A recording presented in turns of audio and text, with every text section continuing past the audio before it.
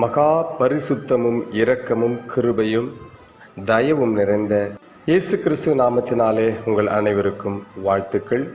கடந்த சில நாட்களாக நீதிமொழிகளின் புத்தகத்திலே 1ஆம் தேதி என்றால் 1ஆம் அதிகாரம், 5ஆம் தேதி என்றால் 5ஆம் அதிகாரம், இப்படி ஒவ்வொரு நாளுக்குமான ஒவ்வொரு அதிகாரமாக நாம் வாசித்தோம். அநேகர் அதை தனிப்பட்ட விதத்திலே தியானித்திருப்பீர்கள் என்று விசுவாசிக்கிறேன். அது கிறிஸ்தவர்களுக்கு மாத்திரமல்ல, எல்லாருக்கும், கடவுளை அறிந்தவர்கள், கடவுள் இல்லை என்று மறுதலிப்பவர்கள் எல்லாருக்குமான விசேஷ புத்தகம் நீதிமொழிகள். நீதிமொழிகளை நாம் வாசிக்க நம்முடைய வாழ்க்கையின் ஒவ்வொரு சவால்களையும் நாம் எப்படி மேற்கொள்ள முடியும், எப்படி அணுக முடியும், எப்படி அதிலிருந்து வெளிவர முடியும் என்பதையும், நாம் எப்படி சிக்கல்களிலே சிக்கிக்கொள்ளாதிருக்க வேண்டும் என்பதையும் நமக்கு வெளிப்படுத்துகிறது.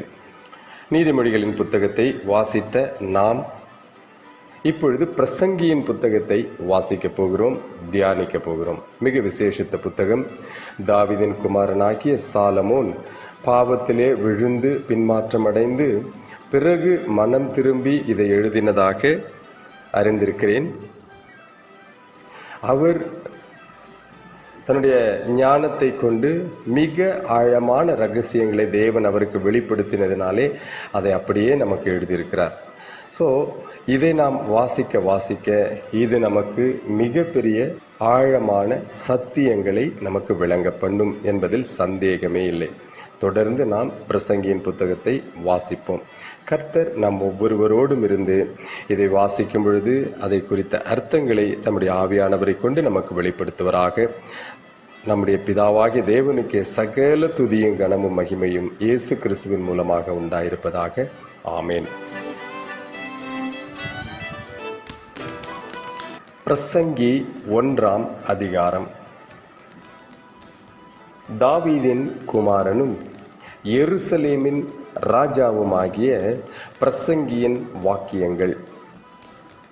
மாயை மாயை எல்லாம் மாயை என்று பிரசங்கி சொல்லுகிறான்.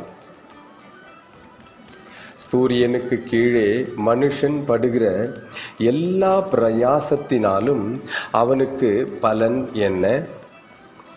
ஒரு சந்ததி போகிறது, மறு சந்ததி வருகிறது, பூமியோ என்றைக்கும் நிலைத்திருக்கிறது. சூரியன் உதிக்கிறது, சூரியன் அஸ்தமிக்கிறது. தான் உதித்த இடத்திற்கே அது திரும்பவும் தீவிரிக்கிறது. காற்று தெற்கே போய் வடக்கேயும் சுற்றி சுழன்று சுழன்று அடித்து தான் சுற்றின இடத்துக்கே திரும்பவும் வரும். எல்லா நதிகளும் சமுத்திரத்திலே ஓடி விழுந்தும் சமுத்திரம் நிரம்பாது.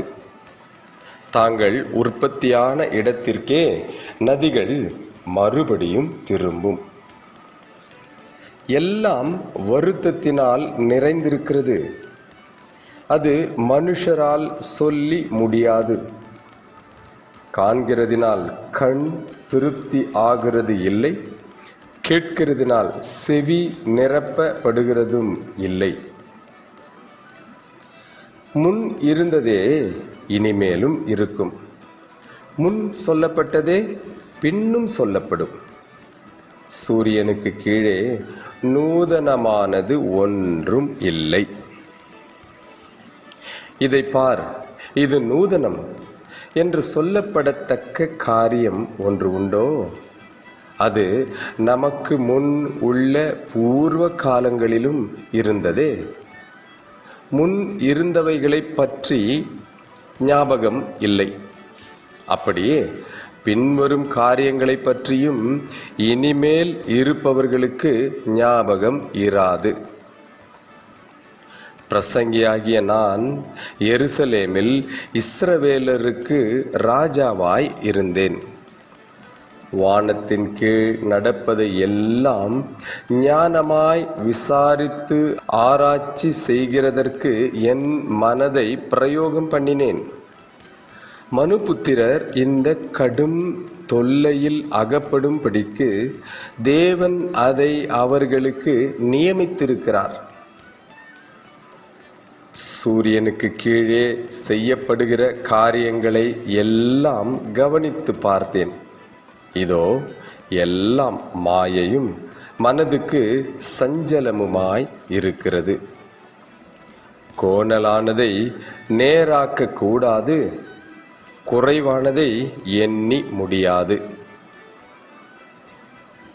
இதோ நான் பெரியவனாய் இருந்து எனக்கு முன் எருசலேமில் இருந்த எல்லாரை பார்க்கிலும் ஞானம் அடைந்து தேறினேன்.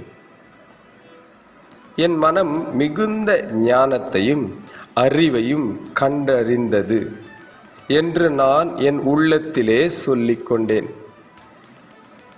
ஞானத்தை அறிகிறதற்கும் பைத்தியத்தையும் மதீனத்தையும் அறிகிறதற்கும் நான் என் மனதை பிரயோகம் பண்ணினேன்.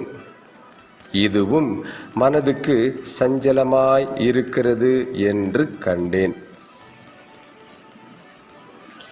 அதிக ஞானத்தினாலே அதிக சலிப்பு உண்டு. அறிவு பெருத்தவன் நோவு பெருத்தவன்.